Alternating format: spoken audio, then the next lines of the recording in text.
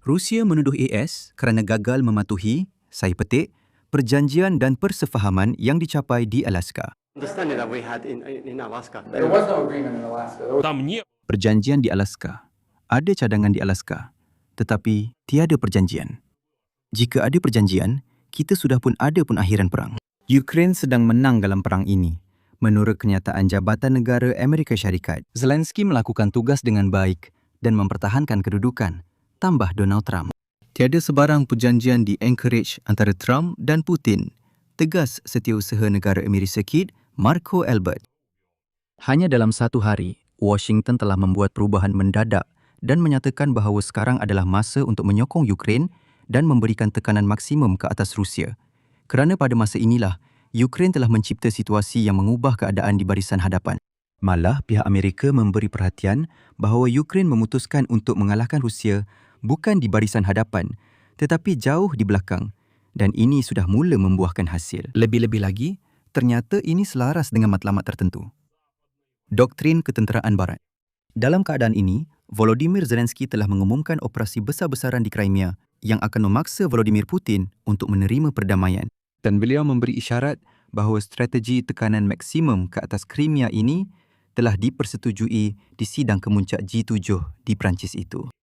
Dan tiba-tiba hari ini kita mendapat tahu bahawa bendera Ukraine telah dinaikkan di lidah pasir Kinburn. Orang Rusia mula menarik balik tentera mereka di seluruh Crimea. Gangguan bekalan elektrik dan apa yang dipanggil pihak berkuasa Crimea telah menghentikan perkhidmatan kereta api dengan Rusia. Pada masa yang sama, Rusia sedang melalui fasa penafian mengenai sokongan daripada Donald Trump selepas Ketua Kementerian Luar Negeri Rusia, Sergei Lavrov, hari ini di Kremlin, mereka menyatakan bahawa Vladimir Putin, petikannya, enggan mempercayai bahawa Trump menyokong serangan Ukraine ke dalam wilayah Rusia. Pada masa yang sama, NATO dengan jelas menegaskan bahawa, ya, Ukraine memang berjaya mewujudkan peluang dalam peperangan dengan orang Rusia. Tetapi peluang ini tidak akan terbuka selama-lamanya. Dan peluang ini harus dimanfaatkan secepat mungkin agar ia tidak musnah. Sekarang semua pihak, seluruh Barat, perlu memberi tekanan maksimum ke atas Moskow. Sementara itu, tentera Amerika Syarikat buat pertama kalinya menggunakan drone laut Ukraine Magura dalam latihan ketenteraan laut yang sebelum ini telah menyerang jambatan Crimea dan armada Laut Hitam Persekutuan Rusia. Nama saya Alexei Pichi dan mari kita bincangkan topik ini bersama-sama. Tetapi sebelum kita mulakan, saya minta anda untuk melanggan saluran ini, tekan butang suka pada episod ini dan tinggalkan sebarang komen anda di bawah video ini dan juga langgan saluran Telegram saya, Pichi News. Pautannya ada di dalam deskripsi video ini. Di sana kami menyiarkan berita terkini sebaik sahaja ia diterima. Itu adalah mukadimah. Sekarang, mari kita fahami semuanya dan susun semua berita ini satu persatu. Kerana semuanya sudah tentu saling berkaitan. Jadi, pentadbiran Presiden Amerika Donald Trump dalam masa sehari sahaja telah berjaya mengejutkan rakyat Rusia dan terus terang rakyat Ukraine juga. Di sana akhirnya, buat pertama kali secara terus terang menyatakan bahawa semangat Anchorage yang telah ditekankan oleh rakyat Rusia hampir setahun sebenarnya tidak wujud. Dan sebenarnya, tiada apa-apa yang telah dipersetujui antara Donald Trump dan Vladimir Putin di Alaska pada Ogos tahun lepas. Dan pengakuan terbuka seperti ini datang dari seluruh pentadbiran. Mereka berkata bahawa situasi berubah secara mendadak memihak kepada Ukraine. Dan jelas ada sesuatu yang sedang berlaku di belakang tabir. Dan terdapat perjanjian tersembunyi tertentu yang telah dicapai tepat pada sidang kemuncak G7 di Evian seminggu yang lalu. Tetapi mari kita bincangkan semuanya satu persatu. Jelas bahawa selepas sidang kemuncak G7, pendirian Trump dan pasukannya sekurang-kurangnya di ruang awam terhadap Ukraine memang telah berubah. Dan ini sudah tentu hanya disebabkan oleh tindakan pasukan pertahanan Ukraine yang sedang melancarkan serangan besar-besaran di dalam Rusia dan pada masa ini sedang mengasingkan Crimea. Sebelum ini diketahui bahawa semasa makan malam bersama Volodymyr Zelensky, Donald Trump memberitahunya bahawa beliau sangat terkesan dan penuh semangat berhubung kempen serangan Ukraine terhadap sasaran di dalam Rusia. Oleh itu, Trump menasihatkan Zelensky supaya bertindak dengan lebih berani kerana Trump menghormati prinsip keamanan melalui kekuatan. Dan jika Ukraine boleh menunjukkan kekuatan kepada rakyat Rusia, maka Trump yakin bahawa bukan sahaja perlu menunjukkannya, malah ia benar-benar wajib dilakukan. Dan ini hanyalah permulaan. Saya pasti anda semua pernah dengar tentang ini, tetapi ini hanyalah permulaan. Di Jabatan Negara Amerika Syarikat, mereka menyatakan bahawa mereka percaya Ukraine berada dalam kedudukan yang menunjukkan bahawa Ukraine mempunyai kelebihan dalam perang menentang Rusia. Perkara ini dinyatakan oleh Timbalan Setiausaha Negara AES, Jeremy Levin. Menurut beliau, Ukraine terus berusaha untuk menetapkan fasa baharu perang dan kini berada dalam kedudukan sebagai pemenang. Dan seterusnya adalah petikan beliau. Buat masa ini, kita berada dalam keadaan di mana Ukraine benar-benar sedang memenangi perang. Timbalan Setiausaha Negara Amerika Syarikat juga menarik perhatian kepada perubahan situasi berbanding tahun-tahun sebelumnya. Beliau berkata, sebelum ini tentera Ukraine menantikan musim sejuk apabila tentera Rusia mungkin memperlahankan aktivitinya. Dan sebab itulah mereka menang pada masa itu. Tentera Ukraine pula beralih ke fasa aktif. Namun kini, sebaliknya, Persekutuan Rusia pula yang mengharapkan kedatangan musim sejuk, manakala Ukraine terus memberikan tekanan pada bila-bila masa sepanjang tahun. Levin juga mengingatkan bahawa walaupun dalam keadaan musim sejuk yang sukar, Ukraine masih mampu mengubah perjalanan peristiwa dan melancarkan serangan ke atas infrastruktur di wilayah Rusia. Selain itu, beliau turut menyebut tentang kemungkinan semakan semula dasar sekatan terhadap minyak Rusia.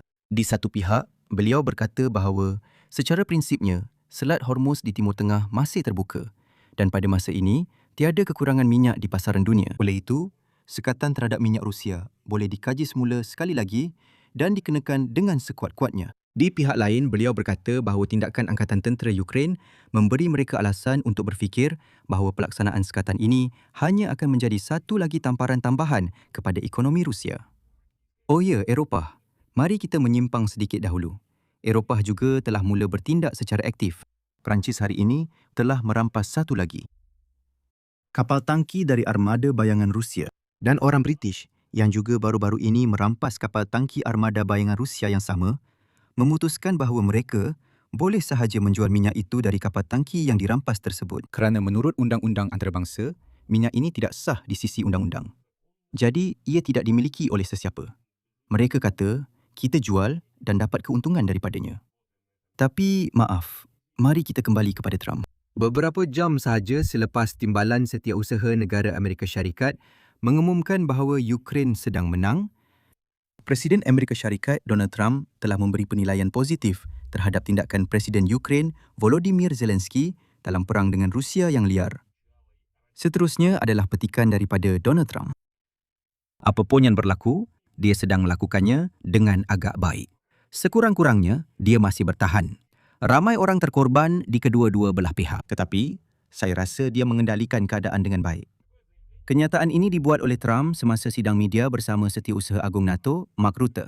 Dan Trump menambah bahawa Zelensky berani sambil menyatakan bahawa dia, petikan, mempunyai peralatan yang hebat, orang yang hebat dan ada pejuang sejati. Seperti pemenang. Adakah anda fikir Presiden Zelensky sedang menang sekarang?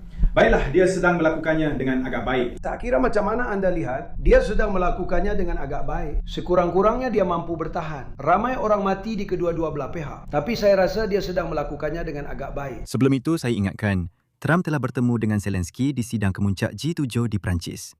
Walaupun banyak media melaporkan bahawa pertemuan seperti itu tidak akan berlaku sama sekali. Oh, dan seperti yang diberitahu oleh sumber Financial Times, Presiden Amerika sangat terkesan dan terinspirasi dengan serangan Ukraine ke atas Rusia dan berbual panjang mengenainya dengan Presiden Ukraine. Ia benar-benar membuatkan beliau kagum. Dia berkata, kamu boleh lakukan seperti itu. Kamu boleh hancurkan infrastruktur Rusia seperti ini. Dan Putin tidak dapat berbuat apa-apa mengenainya. Sebab itu, Trump menasihatkan Zelensky untuk bertindak lebih berani terhadap Rusia. Pada masa yang sama, sumber Bloomberg berkata bahawa kini Presiden Erdogan dan orang di sekelilingnya percaya bahawa Moskow tidak akan dapat mencapai kemenangan di medan perang dan kedudukan Kiev semakin kukuh. Dan selepas itu, Zelensky menyatakan bahawa penerimaan bantuan yang dijanjikan oleh rakan-rakan pada sidang kemuncak G7 akan membolehkan Kiev secara pantas mewujudkan keadaan di mana Rusia akan dipaksa untuk memilih perdamaian. Beliau juga menyatakan bahawa operasi angkatan bersenjata Ukraine terhadap Crimea, di mana semenanjung itu diputuskan daripada bekalan dari Rusia, telah dikira dengan teliti dan sepatutnya memberi tekanan kepada Moskow. Dan seterusnya, saya memetik kata-kata Zelensky. Operasi kami, khususnya berkaitan dengan Crimea, telah dikira dengan teliti dan cara ia dijalankan benar-benar membuktikannya. Jika apa yang telah kami persetujui dengan rakan-rakan dalam kerangka G7 diberikan kepada Ukraine dan ini bergantung kepada keputusan rakan-rakan, kami akan segera mewujudkan keadaan di mana Rusia akan dipaksa memilih perdamaian. Kami sangat mengharapkan jawapan positif daripada rakan-rakan kami. Mereka tahu dengan jelas apa yang sedang dibincangkan. Sekarang tentera kami memusnahkan di wilayah Ukraine yang diduduki sementara dan di wilayah Rusia sendiri segala yang menyokong perang Rusia. Segala yang menjadikan perang ini dan keagresifan Rusia itu sendiri mungkin berlaku. Maksudnya, Zelensky akhirnya telah menyingkap sedikit tabir rahsia itu. Pada sidang kemuncak G7 di Evian, keputusan telah dibuat untuk memberi tekanan kepada Putin dengan menggunakan kaedah kekerasan. Ini bermakna Ukraine berjaya meyakinkan rakan-rakan bahawa jika mereka memberikan bantuan yang mencukupi dari pihak mereka dan Donald Trump, sekadar tidak akan menghalang, maka Angkatan Tentera Ukraine sendiri akan mencipta keadaan di mana Vladimir Putin yang bersenjata akan terpaksa mencari perdamaian. Dan nampaknya Barat telah bersetuju dengan semua ini. Malah Trump pun memutuskan untuk tidak membantah, malah berkata, dengar sini, urusan Zelensky sebenarnya berjalan dengan sangat baik. Walaupun, saya ingatkan pada Februari 2025, Trump pernah menyatakan bahawa Zelensky tidak mempunyai sebarang kelebihan. Ukraine sedang kalah. Bagaimana mungkin untuk berperang melawan Rusia yang begitu besar dan kuat? Dia memang tidak faham perkara itu. Tetapi sekarang dia berkata, dengar sini, memang menakjubkan, tetapi keadaan Ukraine semakin baik. Vladimir Putin pada pihaknya memutuskan untuk menggambarkan kejayaan Ukraine yang semakin meningkat dalam menyerang sasaran tenaga Rusia sebagai tanda kelemahan Kiev. Dan rakyat Rusia yang kurang cerdik benar-benar mempercayainya. Mereka berkata, dengar sini, keadaan Ukraine di barisan hadapan sangat teruk. Sebab itu mereka memutuskan untuk mengganas di kawasan belakang. Tetapi di sini, untuk memahami apa yang sedang berlaku, seseorang perlu mempunyai sedikit lebih banyak akal daripada rakyat Rusia biasa. Menurut Vladimir Putin, apabila keadaan di barisan hadapan semakin merosot dengan cepat, pasukan Ukraine mula menyerang infrastruktur awam dengan lebih hebat. Pada masa yang sama, Putin entah kenapa menuntut Kementerian Pertahanan Persekutuan Rusia dan kerajaan untuk mengurangkan kesan serangan Ukraine kepada sifar. Tetapi intinya ialah, buat pertama kali sepanjang perang ini, Ukraine telah mendapat kebenaran penuh daripada rakan-rakannya untuk bertindak terhadap Rusia. Sila beri perhatian kepada perkara ini. Saya ingin menegaskan bahawa kebelakangan ini, pasukan Ukraine telah meningkatkan jumlah serangan ke atas infrastruktur ketenteraan dan tenaga di Crimea yang diduduki. Pada malam 21 Jun, drone telah menyerang pangkalan minyak di Kerch dan pelabuhan Kafkas. Itu berada di sebelah sana, sudah di wilayah Rusia, yang menyebabkan penjualan bahan api di Semenanjung dihentikan sepenuhnya dan penutupan perkhidmatan feri merentasi Selat Kerch. Pada malam yang sama, gangguan bekalan elektrik telah menjejaskan sebahagian besar Crimea, termasuk Sevastopol, Alusta, Armyansk, Krasno-Perivodok, Prikops dan Jankoy. Selepas itu, pada malam 23 Jun, stesen jana kuasa elektrik Nasosnaya 2 di daerah Sovetsky telah diserang dan pada malam 24 Jun, stesen jana kuasa termal Balaklava di Sevastopol pula diserang, menyebabkan seluruh bandar terputus bekalan elektrik. Kerusakan juga telah direkodkan di stesen jana kuasa termal Kerch, di pencawang Zapadnya Krim dan di kawasan Gunung Aipetri, di mana terletaknya stesen radar Angkatan Angkasa Tentera Rusia. Saya ingin mengingatkan, beberapa hari sebelum ini, drone Ukraine telah menyerang pusat komunikasi angkasa di Dubna di wilayah Moskow. Ini menunjukkan bahawa, antara lain, pasukan pertahanan Ukraine juga memusnahkan sepenuhnya apa yang dipanggil komunikasi angkasa Rusia. Saya ingin maklumkan, dari Gunung Aipetri ini, inilah stesen radar tersebut. Angkatan Aeroangkasa Rusia cuba mengganggu Starlink untuk Angkatan Tentera Ukraine, manakala pusat komunikasi angkasa di Dubna itu sebenarnya membantu mewujudkan satu analog Starlink tertentu di tangan Rusia. Pada masa yang sama, pasukan operasi khas Ukraine mengumumkan pemusnahan sepenuhnya jambatan kereta api merentasi terusan utara Crimea di kawasan kampung Razdon. Ini adalah arteri strategik yang digunakan untuk membekalkan tentera di arah selatan. Ini adalah kesinambungan kempen sistematik untuk mengasingkan semenanjung Crimea. Hari ini pula, muncul berita yang menjadi tanda utama pengunduran beransur-ansur pihak Rusia. Hari ini, bendera Ukraine berkibar di atas Tanjung Kinburn. Video yang memaparkan bendera itu telah ditunjukkan oleh pengurusan wilayah Pasukan Pertahanan Wilayah Selatan Angkatan Tentera Ukraine dan berikut adalah petikan mereka. Bendera biru kuning di Tanjung Kinburn telah dikibarkan hasil serangan tembakan kuat oleh Pasukan Pertahanan Selatan yang memaksa penjajah Rusia berundur dari kedudukan yang diduduki mereka. Evakuasi anggota yang masih hidup sedang dijalankan. Penjajah sedang meninggalkan barisan pertahanan mereka. Kami tidak akan berhenti. Suatu hari nanti, kereta kebal kita pasti akan sampai ke Jankoy. Kemudian diketahui bahawa pihak berkuasa pendudukan Crimea telah mengumumkan pengurangan perkhidmatan kereta api antara Crimea dan Rusia. Seperti yang dinyatakan oleh yang kononnya Ketua Crimea, Sergei Aksenov.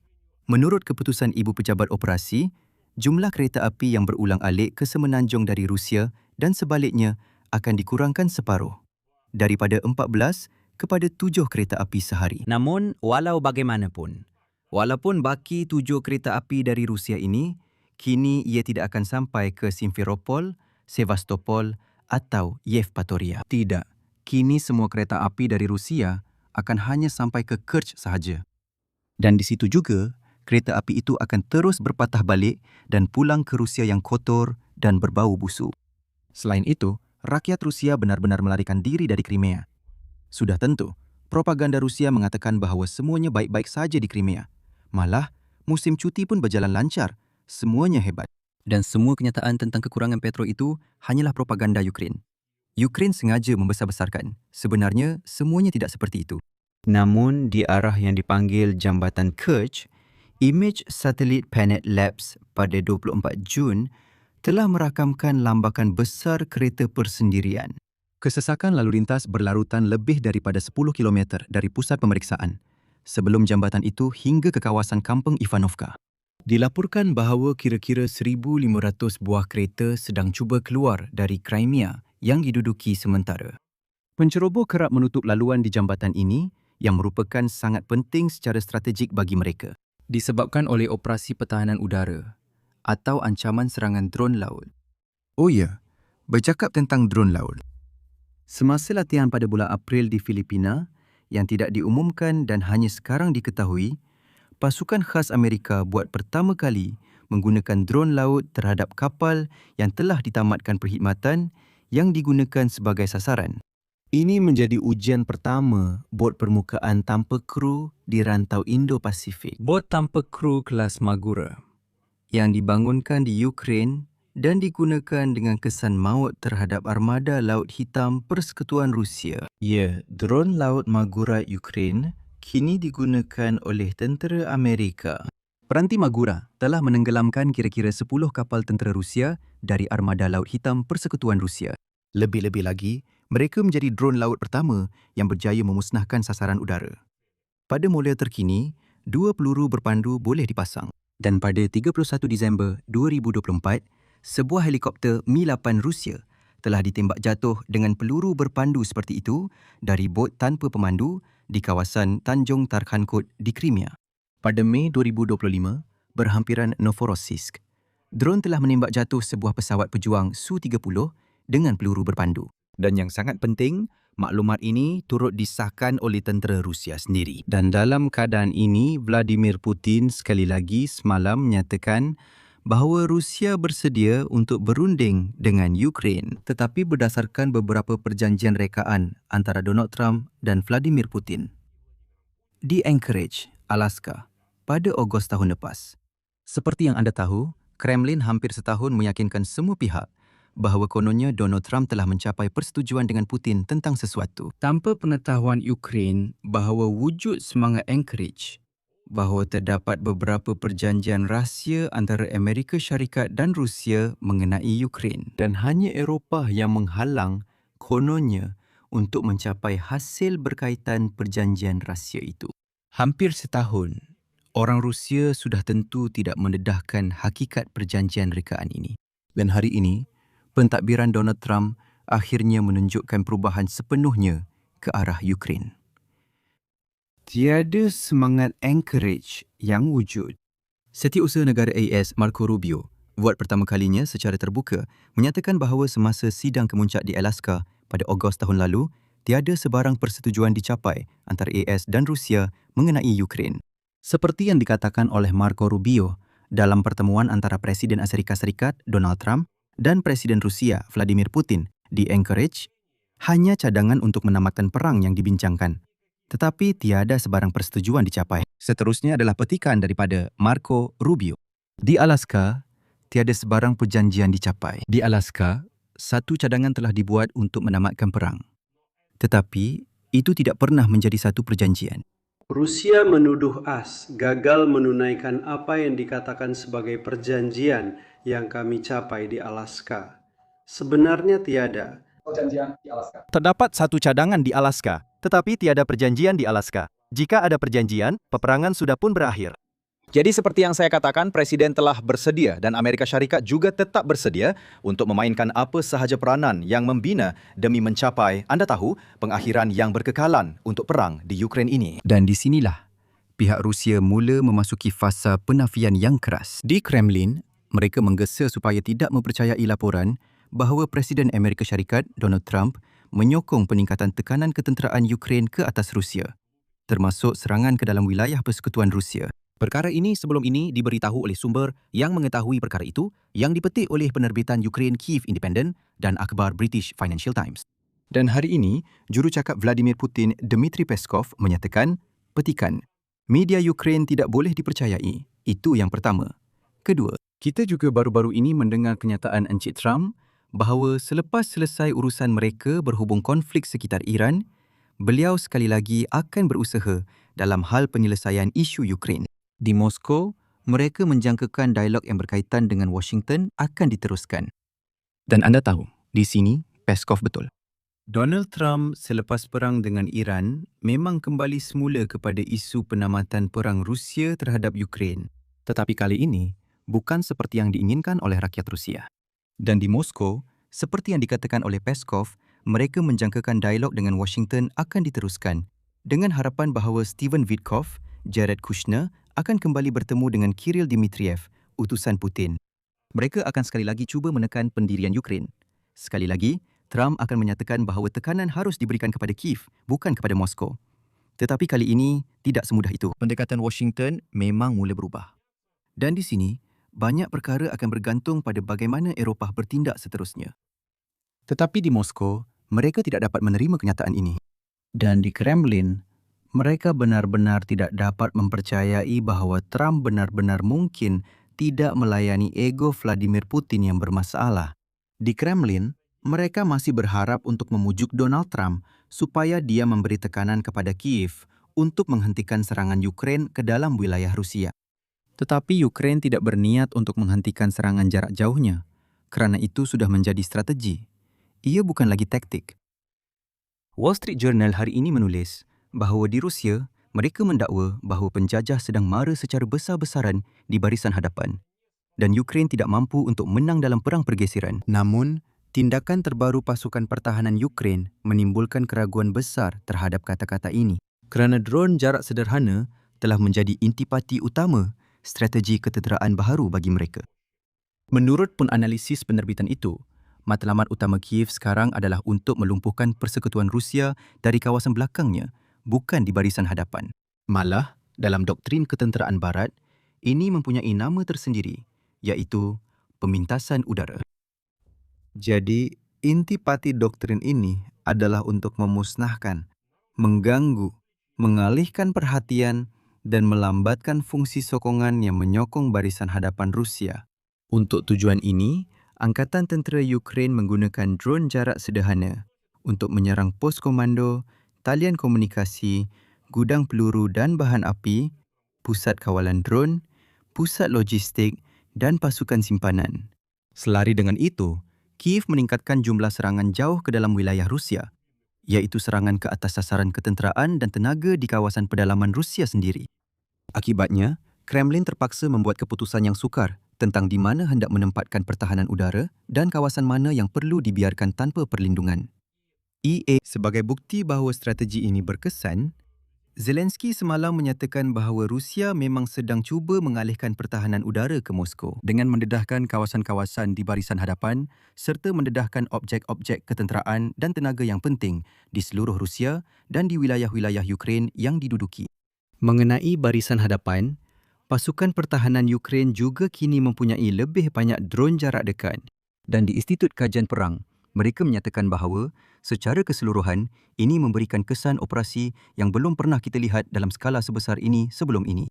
Selain itu, penganalisis melihat bahawa pada masa ini, Kiev sedang melalui peringkat pertengahan dalam usaha mencapai matlamat untuk membebaskan semua wilayah.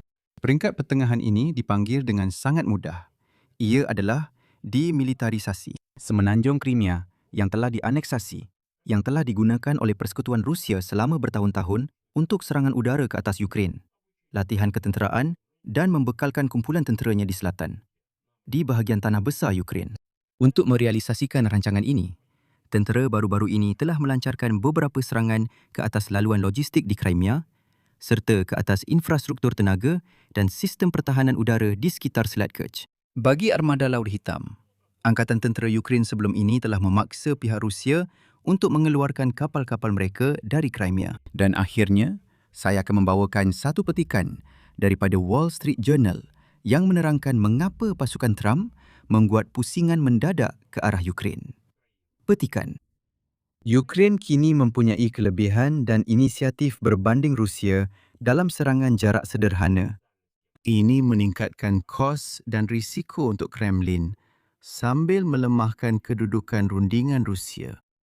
Di sini saya akan berhenti seketika rakan-rakan. Apa pendapat anda? Apa kesimpulan anda? Tulis di ruangan komen di bawah episod ini dan langgan komuniti tertutup saya di platform Patreon, di mana anda boleh menyokong kerja saluran YouTube ini secara keuangan. Dan di sana juga terdapat komuniti tertutup di mana kita bersama-sama membincangkan pelbagai topik yang tidak dibincangkan di YouTube ini. Di mana saya menjawab soalan peribadi anda dan di mana kita boleh berdebat tentang sesuatu topik. Selain itu, di sana juga dirancang untuk mengadakan stream tertutup, di mana kita akan berinteraksi dalam format soal-jawab. Jadi, sila klik pautan di dalam deskripsi video ini dan langgan Patreon. Jika anda ingin menyokong kerja saluran ini sekali sahaja, itu juga boleh dilakukan. Semua pautan dan butiran pembayaran juga ada di dalam deskripsi video. Langgan saluran ini, tinggalkan komen anda dan jangan lupa tekan butang suka. Itu sahaja untuk kali ini. Jaga diri anda, jumpa lagi.